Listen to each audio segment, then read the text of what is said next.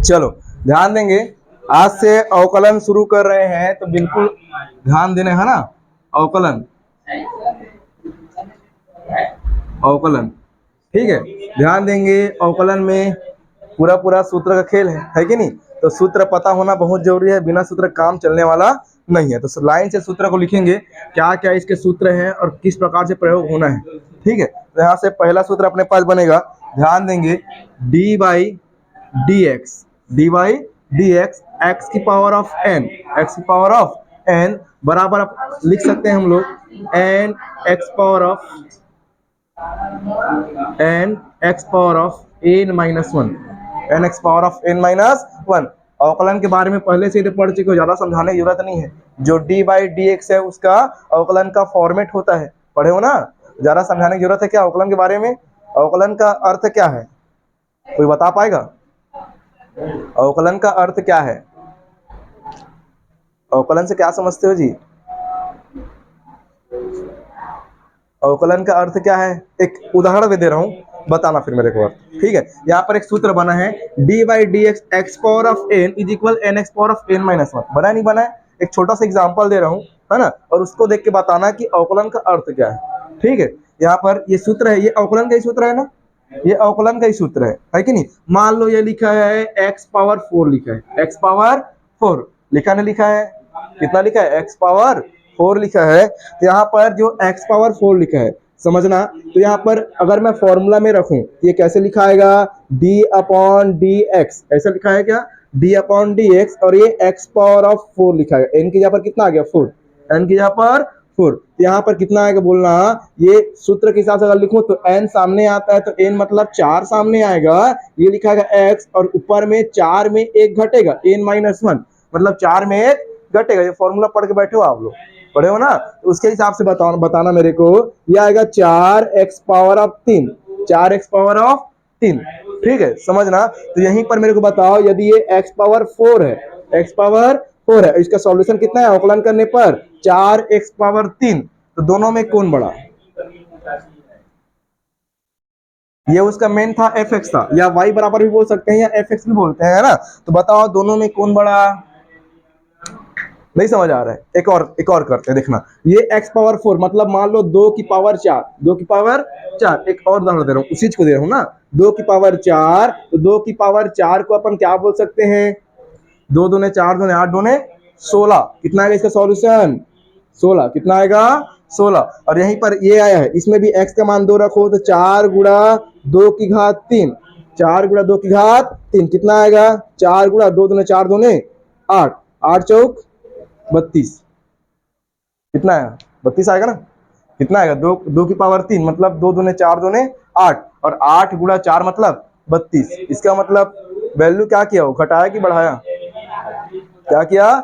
बढ़ाया। अब इस कंडीशन में वो बढ़ा रहा है, क्या कर रहा है? बढ़ा रहा है, समझना। अभी वो क्या किया? बढ़ाया। पहले 16 था, उसका आंसर कितना दे दिया वो? 32। बढ़ाया नहीं बढ़ाया? तो शुरू वाला कंडीशन में बढ़ाया। समझना मैं क्या समझाना चाह रहा हूँ, क्योंकि ये वाला चीज जो बता रहा हूँ कोई नहीं समझाता, है कि नहीं? अवकलन समाकलन खाली सूत्र को रटा के पढ़ा देते हैं, तो रटाने वाला काम नहीं कर रहा हूँ, है कि नहीं? मेन चीज जो उसका वास्तविक उपयोग है वो समझा रहा हूँ, कि वास्तव में हम उसको कब उपयोग करेंगे, कहाँ लगाएंगे। सूत्र रट के कोई फायदा नहीं है। अगर चाहता तो सूत्र को पूरा रटवा के खत्म कर देता है ना, लेकिन सूत्र रटवाने वाला काम नहीं कर रहा हूँ, समझा रहा हूँ कि उसका वास्तविक उपयोग कहाँ करना है। क्योंकि मेन ये समझे रहोगे तो क्वेश्चन इजिली बनेगा। समझ आ रहा है? यहाँ पर अभी क्या हुआ? ये बढ़ा। अभी क्या हुआ? ये बढ़ा। वहीं पर मान लो मैं लेता हूँ 6 लेता हूँ, कितना लेता हूँ?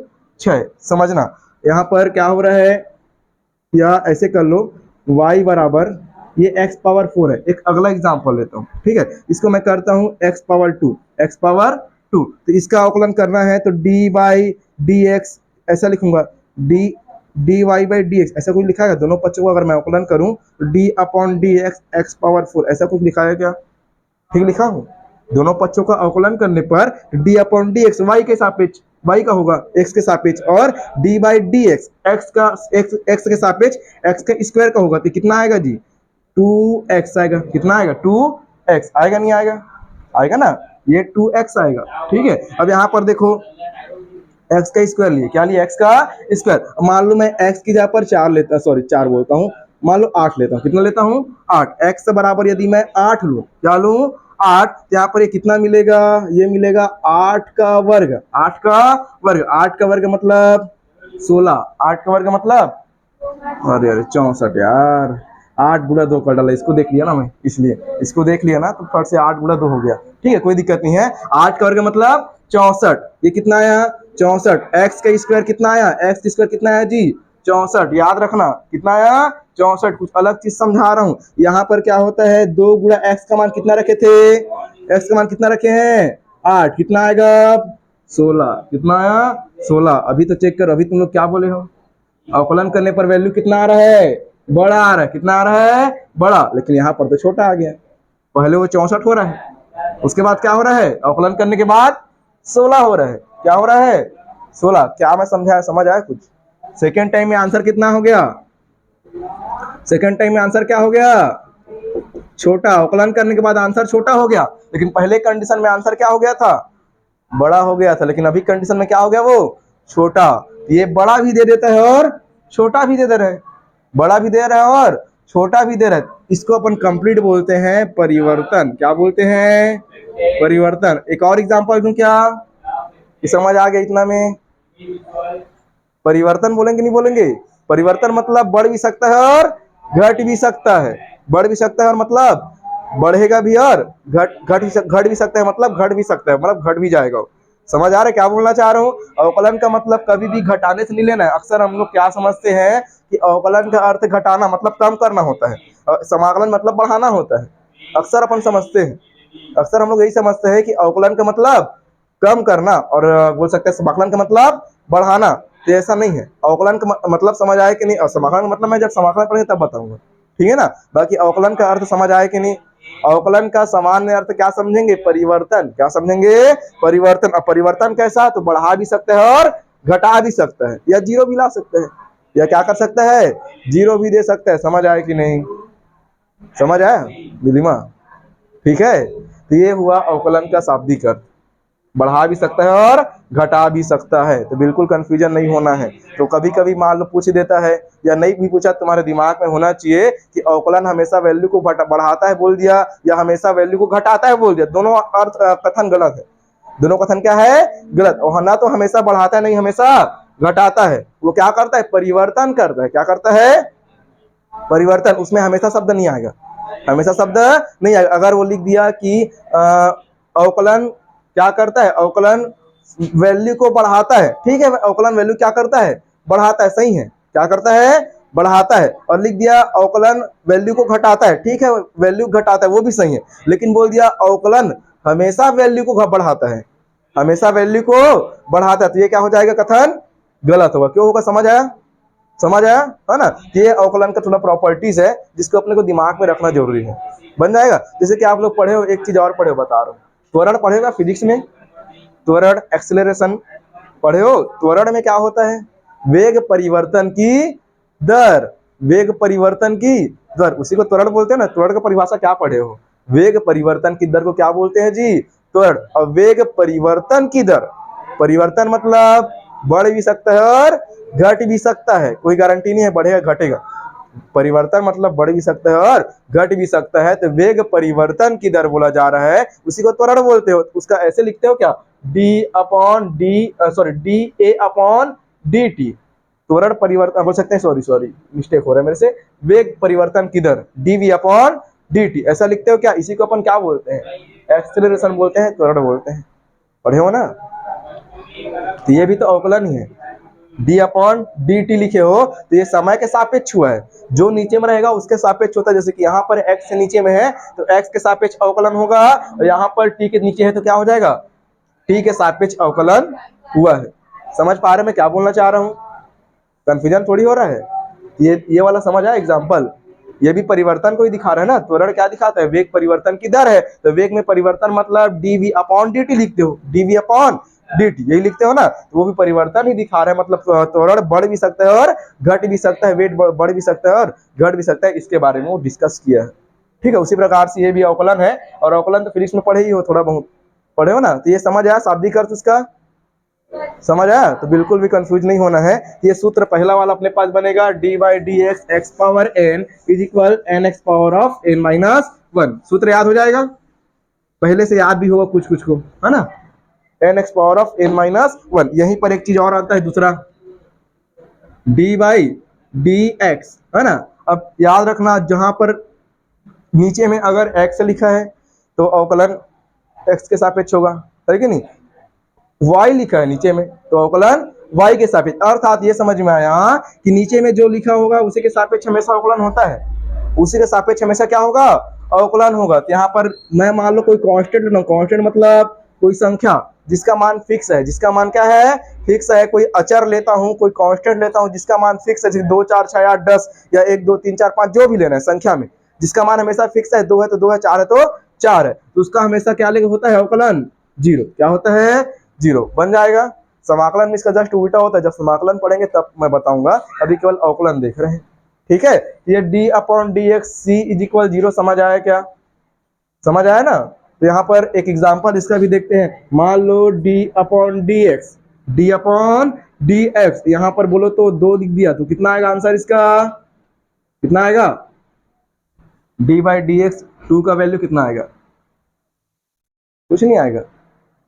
क्या सूत्र देख रहे हो फिर, है कि नहीं, कितना आएगा, जीरो है, कितना आएगा, जीरो आएगा। ठीक है, उसी प्रकार से मान लो d बाई डी एक्स, यहाँ पर t लिख दिया तो कितना आएगा, जहां मैं बोलता हूं t एक अचर है, t एक अचर है, तो बोलो कितना आएगा, हाँ जीरो, कितना आएगा, जीरो। याद रखना अगर x के सापेक्ष हो रहा है तो केवल x बस काम का है, मतलब x के सापेक्ष होगा तो केवल x वाला का ही अवकलन होगा, बाकी सब उसके सापेक्ष क्या बन जाता है, अचर। क्या बन जाता है, अचर। कुछ कुछ कंडीशन है उसको मैं भविष्य में बताऊंगा। ठीक है, बाकी अभी अपने को ये पता होना चाहिए। ठीक है, ये हो जाएगा दूसरा फॉर्मूला। तीसरा फॉर्मूला अपने क्या बनता है, ध्यान देंगे। तीसरा है डी बाई डी एक्स ई की पावर ऑफ एक्स, ई की पावर ऑफ एक्स, इसको बोलते हैं चर घातांकी। क्या बोलते हैं, चर घातांकी। चर घातांकी का अवकलन एक लाइन में याद रखना, चर घातांकी का अवकलन हमेशा सेम टू सेम जिसका अवकलन हो रहा है वही मिल जाता है। ई की पावर एक्स, ई की पावर एक्स बन जाएगा, बन जाएगा। चर घातांकी मतलब समझते हो, लॉगरिथम पढ़े हो, नहीं पढ़े हो, नहीं पढ़े तो फिर सूत्र को याद कर लेना, है ना। लॉग वाला है, लॉग के फॉर्मेट से बनता है चर घातांकी। ठीक है, जब आएगा मैं बता दूंगा, ये वाला याद रखना। चौथा हो जाएगा अपने पास, चौथा क्या दिया देखो, चौथा बोला है a की पावर x, a की पावर x, तो d बाई डी एक्स ए की पावर ऑफ x, a की पावर ऑफ x। अचर में घात हो, किसमें घात हो, अचर में। जैसे कई बार पढ़ते हैं 2 की पावर x, 2 की पावर x, और ये अगला पढ़े हैं मान लो 3 की पावर x या 4 की पावर x, कुछ इस प्रकार से पढ़े हैं ना। कई बार आता है कि नहीं आता है, ऐसा आता है ना। तो इस प्रकार के जब रहेंगे तो उसके लिए अवकलन कैसे होगा, d बाई डी एक्स ए की पावर ऑफ x। तो इसका अवकलन अपने को लिखना है a की पावर x log e base to a, e base to a बन जाएगा, e बेस टू a हो जाएगा, हो जाएगा। और ये e क्या है, e क्या है, तो चर घातांकी देखें अभी, e की पावर वाला वही लॉग से बना, किससे बना है, लॉग से। तो ये हमेशा लॉग e के बेस में लिखाता है, किसके बेस में लिखाता है, e के बेस में, मतलब उसका आधार मान हमेशा e होता है। क्या होता है, e होता है। उसको लिखोगे तब भी, नहीं लिखोगे तब भी, वो हमेशा आधार मान क्या होगा उसका, e होगा। लॉग के बारे में नहीं पढ़े, ज्यादा डिस्कस नहीं कर सकता मैं, लेकिन इतना जान लो कि a की पावर x log e base to a होता है। किसका होता है, a की पावर x का। बन जाएगा, बन जाएगा। पांचवा फॉर्मूला अपने पास बनेगा d by d x, d by d x log e base to x। अब log x का अवकलन क्या होगा, log x का अवकलन क्या होगा, इसको याद करना है, 1 अपॉन x होता है, 1 अपॉन x होता है। मैक्सिमम फॉर्मूलास गणित में याद ही करने पड़ते हैं, रटना पड़ता है, उसके अलावा कोई दवाई नहीं है। समझाऊंगा तभी कोई मतलब का नहीं है, सूत्र तो याद करना ही पड़ेगा, है कि नहीं। तो यहाँ पर देख लो d by d x log e base to x का अवकलन क्या लिखना है, 1 अपॉन एक्स लिखना है, 1 अपॉन एक्स लिखना है। इसके बाद लॉग का अवकलन कितना हो जाएगा, log a base to x, छठवा लिखो d by d x log a base to x. दोनों में अंतर है, दोनों में क्या है, अंतर। ऊपर वाला e बेस में था, ये वाला a बेस में है। ये हो जाएगा 1 upon x log e base to a है, शायद e base to, sorry a base to e है, a बेस टू e। ठीक है, यहाँ पर याद रखना d बाई डी ज्यादा यूज में तो नहीं आता है, है ना। कभी कभार एक आध क्वेश्चन में आ गया तो ये सूत्र हमको याद होना चाहिए, ठीक है। बाकी ज्यादा यूज में नहीं आएगा। ये वाला है और ये वाला आएगा, मैक्सिमम टाइम यूज में आएगा। ये वाला भी ज्यादा यूज में नहीं आता है, जो यूज में आता है उसको बता रहा हूँ ना। ये दो ठो जो है ज्यादा यूज में, उपयोग में नहीं आता है। बाकी जो लिखा रहा हूँ सब यूज में आएगा, काम में आएगा, ठीक है। तो एक आध क्वेश्चन में चौथा और छठा वाला दिख सकता है, ठीक है। तो उसके लिए आपको अपन को याद रखना है कि d by d x log a base to x is equal 1/x log a base two e होता है। उसके बाद सातवां नंबर देख लेंगे। सातवां क्या बोलता है, जितना भी अनुपात वाला फलन है, जैसे कि sine theta, cos theta, tan theta, है ना, तो उसके लिए भी अलग अलग अवकलन डिसाइड किए गए हैं। ये हो जाएगा डी बाई डी एक्स, इसको बोलेंगे साइन एक्स। क्या बोलेंगे, साइन एक्स का अवकलन कितना होता है जी, किसी को पता है कितना, प्लस के माइनस, प्लस में कॉस एक्स, ठीक है। क्या हो जाएगा अपने पास, कॉस एक्स हो जाएगा, कितना हो जाएगा, कॉस एक्स बन जाएगा।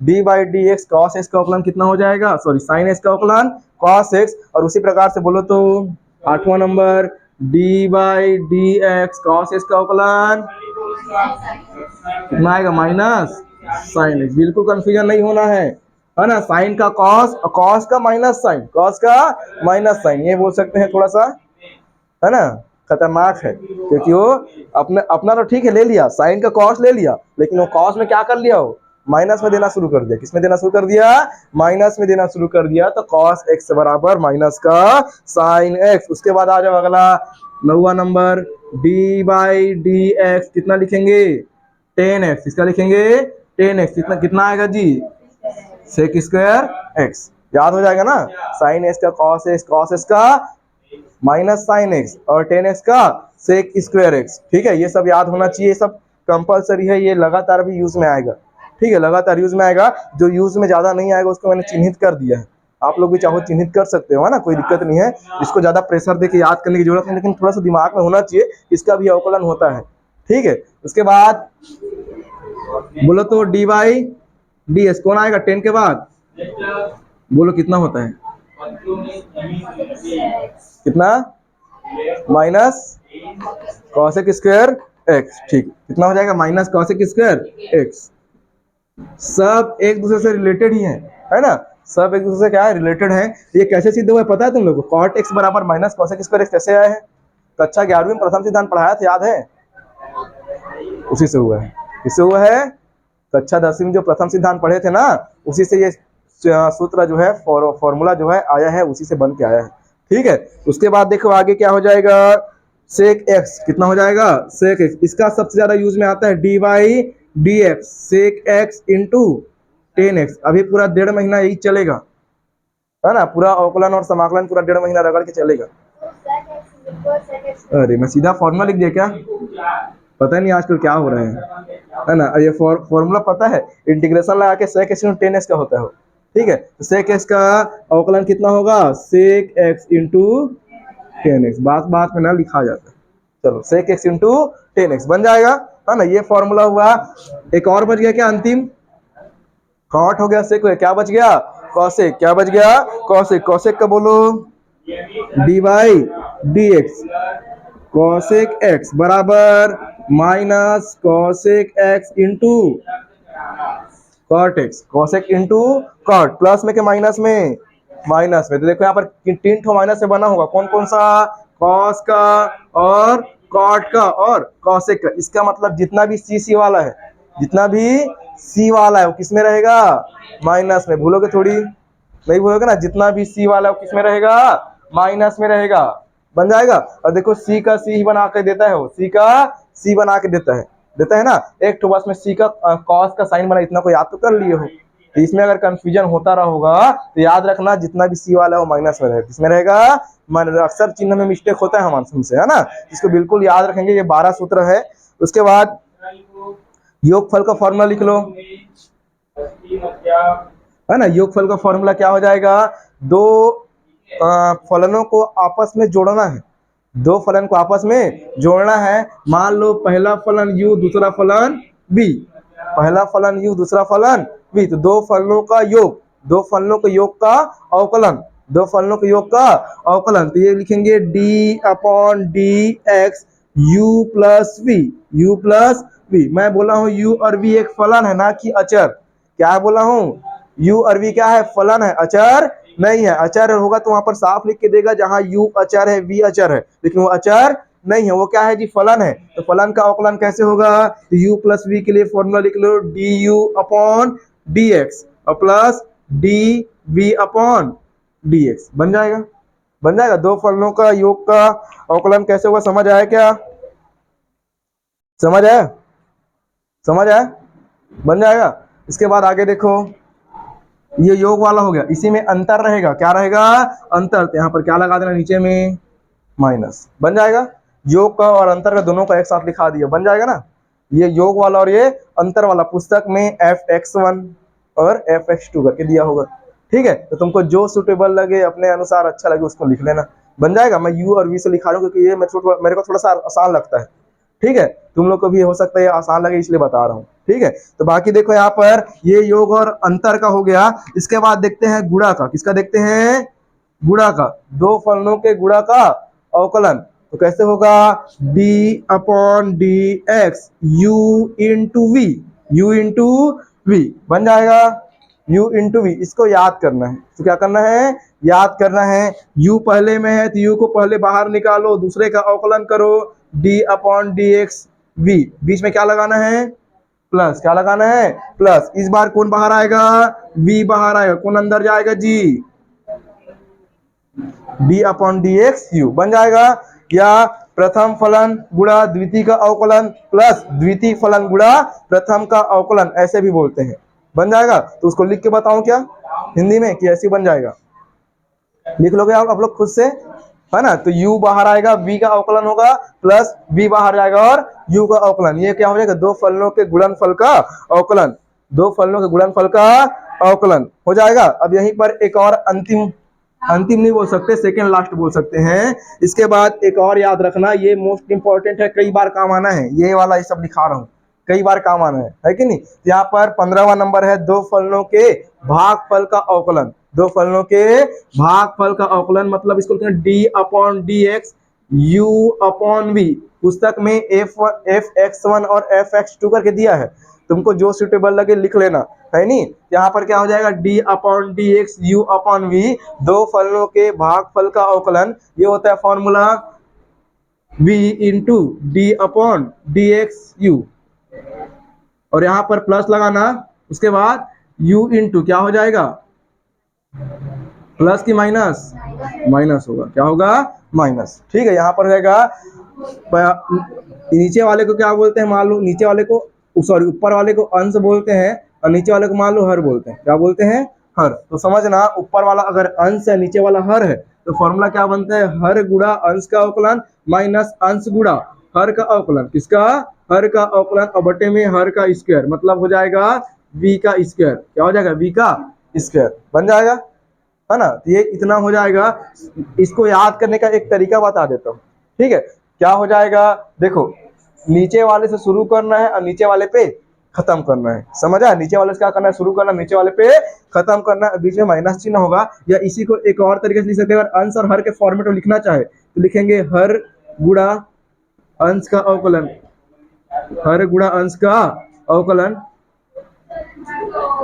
और माइनस यहाँ पर हो जाएगा अंश गुणा हर का अवकलन, हर का अवकलन, और बटे में पूरा में आएगा हर का स्क्वायर, हर का स्क्वायर, इसका अवकलन नहीं होता है, ठीक है, हर का स्क्वायर। तो इस प्रकार से भी आप लोग सूत्र को याद कर सकते हो, दो फलनों के गुणनफल का, सॉरी भागफल का अवकलन, d upon d x u upon v हो जाएगा, हो जाएगा, बन जाएगा ना, नहीं बनेगा, बन जाएगा। एक फॉर्मूला और छोटा सा, उसको भी लिख लो। क्या होता है, जैसे कि कोई अचर है, क्या है, कोई अचर, तो कोई अचर रहेगा तो d अपॉन डी एक्स, मान लो c एक अचर है जो किसके साथ गुणा में है, किसी फलन के साथ गुणा में, मतलब f(x1) के साथ मान लो गुणा में है, कोई फलन के साथ क्या है जी, कोई अचर गुणा में है, तो क्या होगा, ये अचर जो है क्या हो जाता है, अवकलन से बाहर आ जाता है, और जो फलन अंदर में बचेगा उसका अवकलन होता है df(x1) बन जाएगा, बन जाएगा। हमेशा अचर फलन क्या आ जाता है, बाहर आता है, कहाँ आता है, बाहर आता है, बन जाएगा, नहीं बन जाएगा, बन जाएगा। तो इतना को बिल्कुल याद करके आओ, कल से फिर अपन आगे देखेंगे, बन जाएगा। चलो।